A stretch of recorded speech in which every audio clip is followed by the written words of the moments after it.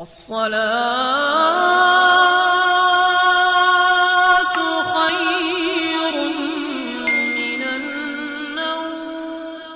एक और साइंस के स्टूडेंट्स के लिए भी ये बात है, आपको मालूम है ये सितारे जो हैं, सैयारे हैं, ये अपनी उम्र मुकम्मल करके अभी अभी की बात है, ये साइंस एक बड़े साइंसदान ने और नासा के लोगों ने भी जो खला पे जाते हैं स्पेस पे, इन लोगों ने ये बात पेश की कि सितारे जितने भी हैं गैलेक्सी में, उसमें से कुछ की उम्र हजारों साल की होती है, लाखों साल की होती है। जब इनकी उम्र मुकम्मल होती है तो ये एक जगह जाकर के टूट जाते हैं, दाखिल हो जाते हैं, जिनको ब्लैक होल कहा जाता है।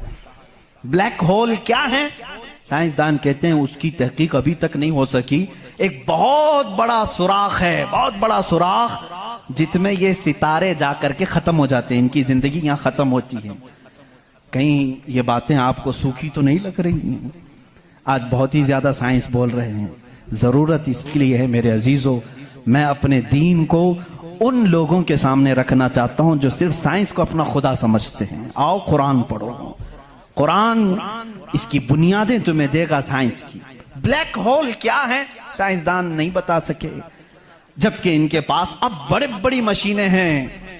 ये जो नासा के लोग खला में जाते हैं, एक एक साल तक के लिए चले जाते हैं, कई महीनों के लिए चले जाते हैं और तहकीकात करके ला रहे हैं। चांद पर इन्होंने कैमरे लगाए और वहां की तस्वीरें ये भेजने की बात कर रहे हैं, लेकिन फिर भी ब्लैक होल मालूम नहीं। मैं उस मोहम्मदुर रसूलुल्लाह सल्लल्लाहु अलैहि वसल्लम की बात कर रहा हूं जो किसी भी साइंसदान का शागिर्द नहीं, जो किसी उस्ताद के पास बैठा नहीं। उस रसूल पाक की जुबान से कुरान की आयत निकली सूरह वाक़िया की। अल्लाह फरमाता ला उक़सिमु बिमवाक़िअन नुजूम इन्नहु लक़समुन लौ तअलमून अज़ीम।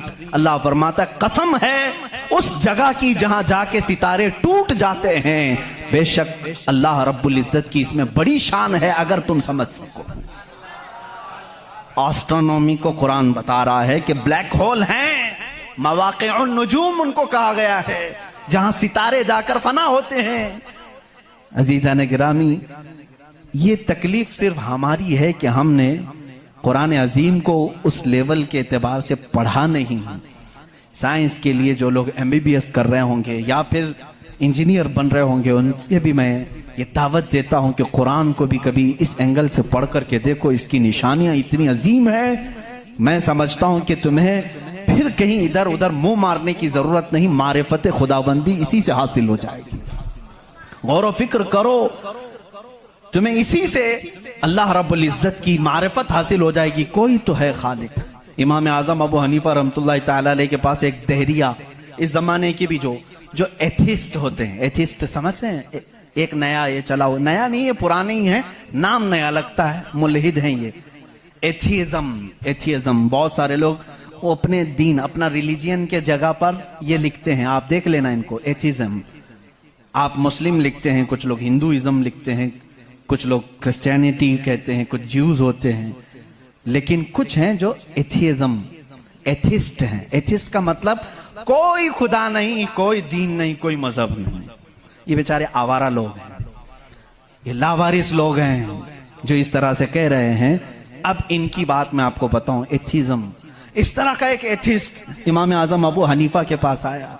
उसने कहा खुदा है, तुम बार बार खुदा की बात करते हो, मुझे तो नहीं लगता, कोई नहीं है, अगर है तो दिखता क्यों नहीं?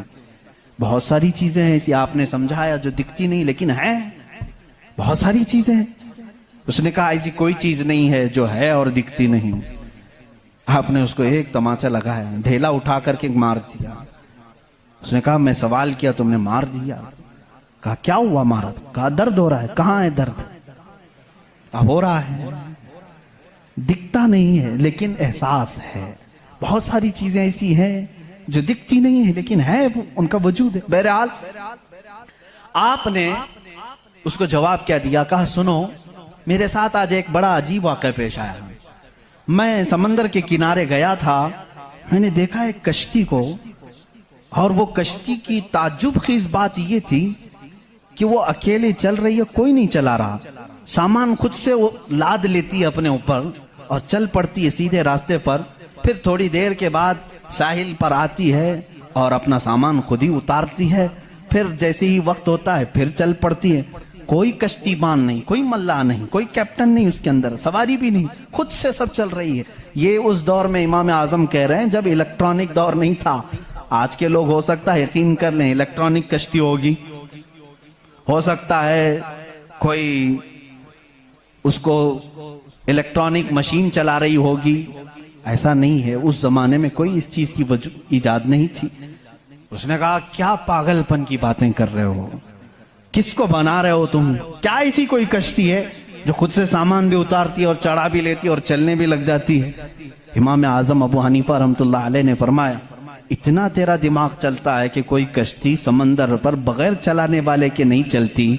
ये पूरे दिन और रात का निज़ाम और लोगों की मौत और हयात का निज़ाम, ज़मीन से पौधों को निकालने का निज़ाम, बराबर वक्त पे मौसम के आने का निज़ाम बगैर किसी के चलाए कैसे चल सकता है। कभी इसमें ताखीर तुमने देखी, कभी तुमने ये देखा कि रात हुई ही नहीं, कभी तुमने देखा कि दिन हुआ ही नहीं। वो अपने वक्तों पर सारी चीजें चला रहा है। अजीजा ने गिरामी, इन तमाम चीजों में एक निशानी है उसके वजूद की। इसीलिए अल्लाह रब्बुल इज्जत ने सूरह इखलास में यूं फरमाया कुल हुवल्लाहु अहद, ऐ महबूब आप फरमा दे वो अल्लाह एक है। अब एक होने की निशानियां भी बहुत हैं, एक होने की निशानियां भी बहुत हैं। हम बचपन में पढ़ते थे, हमारे पास एक हमारे वालिद किताब पढ़ाते थे, उसमें एक सवाल एक बूढ़ी औरत से किसी ने किया था कि बड़ी भी तुमने अल्लाह को एक माना है? कहा हाँ बिल्कुल। वो चरखा सिलती थी, चरखा जिसमें कपड़े सिले जाते हैं। मौलवी साहब ने पूछा क्या दलील है कि कोई निजाम को चला रहा है, कोई है खुदा? उसने कहा मेरी मशीन ये सबसे बड़ी दलील है मेरे लिए। कहा कैसे? कहा ये जो चक्कर काटती है मशीन, जब तक मैं पांव हिलाती नहीं ये चरखा चलता नहीं।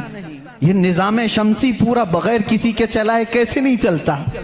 कहा अच्छा ठीक है, बड़ी अक्लमंद औरत है, मशीन को ही अल्लाह की निशानी समझ लिया तूने।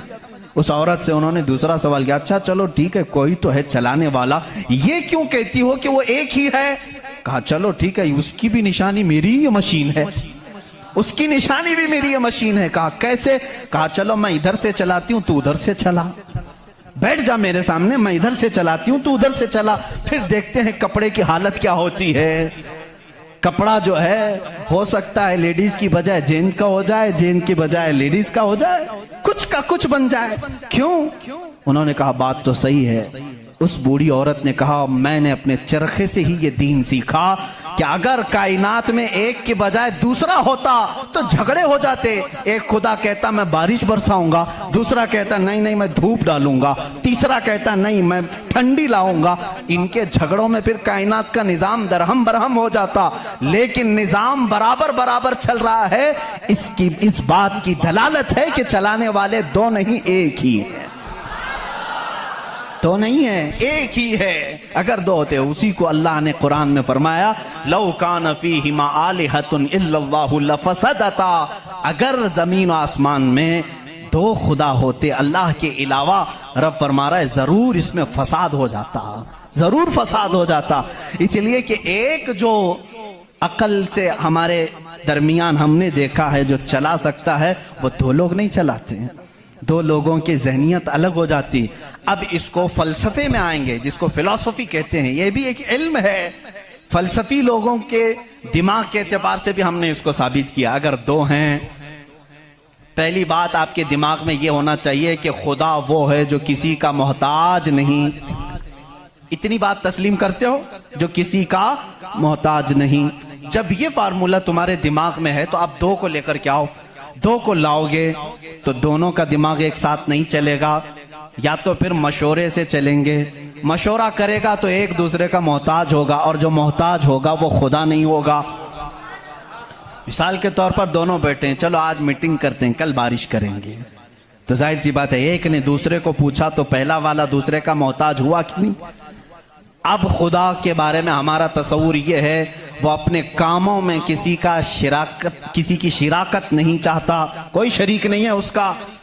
अब अगर शरीक हो गया तो उसकी फजीलत कहां है? एक होने में जो फजीलत है वो दो में है नहीं, एक होने में जो फजीलत है वो दो में है नहीं। इसीलिए हम लाखों करोड़ों के सामने सर झुकाने वालों से कहते हैं मान लो एक ही को तस्लीम करो। इसलिए कि जितने अदियान हैं दुनिया में तकरीबन सबके यहाँ एक तस्वुर है खुदा का तस्वुर। सब एथिज्म को छोड़ करके मैं बाकी सब की बात करूं, हिंदुओं के नजरियात में भी खुदा का तस्वुर है, कोई तो है, एक भगवान के कुछ भी नाम लें। ईसाइयों के मजहब में यही हमारे रब्बे जुल जलाल का तस्वुर है, खुदा का वो भी यकीन करते हैं। यहूदी भी खुदा को मानते हैं, सिखों के यहाँ भी है। तकरीबन दुनिया में जो भी रिलीजियस है, किसी मजहब को मानता है, उन सब मजहबों में खुदा का तस्वुर है। लेकिन अब ये झगड़ा है कि मानने में कौन खुदा है कौन नहीं है। यहां तक तो सब मुत्तफिक हैं, है कोई तो है, लेकिन यहां आकर के चूक जाते हैं कि किसको मानना चाहिए किसको नहीं। इसलिए मेरे अजीजों, इस्लाम ने वो निशानियां रब्बे जुल जलाल के वाहिद होने की और उसके ताकतवर होने की रखी हैं जिसको आज तक दुनिया इनकार नहीं कर सकी और कुरान के इस मौजज़े को आज तक कोई चैलेंज नहीं कर सका।